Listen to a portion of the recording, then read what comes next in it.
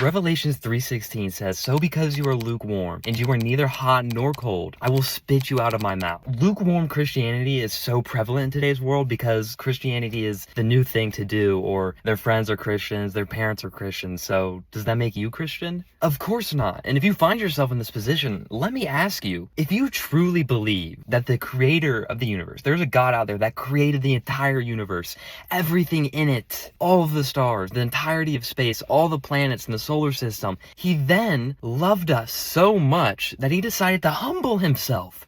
The God of the universe, the creator of everything, humbles himself onto our level. He becomes human. In Psalm 8 it says, "When I look at the heavens, the work of your fingers, the moon and the stars which you have set in place, who is man that you are mindful of him, and the son of man that you care for him?" God is so great in comparison to us, and he humbles himself onto our level. He roams the earth as one of us. And throughout this, he is spit on, he is hated, he is betrayed by the people closest to him.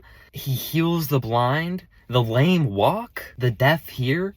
The dead are risen out of the graves, and there are eyewitness testimonies of this. After all of these miraculous works, the government decides to kill him because he's gaining too much of a following. And they do this in the most culturally humiliating way. They beat him and torture him in front of all of his loved ones, and he's tortured by people he loves.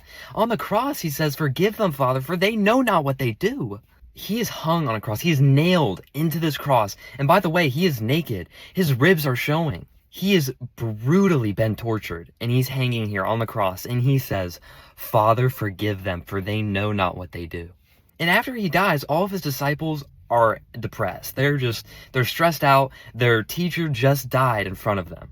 And 3 days later, there are eyewitness accounts of him raising from the dead. And so much so that these 12 disciples that would have denied him 3 days prior are now brutally tortured for their faith and their belief that this truly happened. They are all horrifically tortured in their own way for their own belief.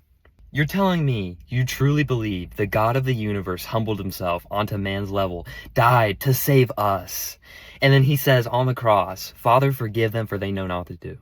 He's forgiving the people that brutally tortured him in front of everybody he loves?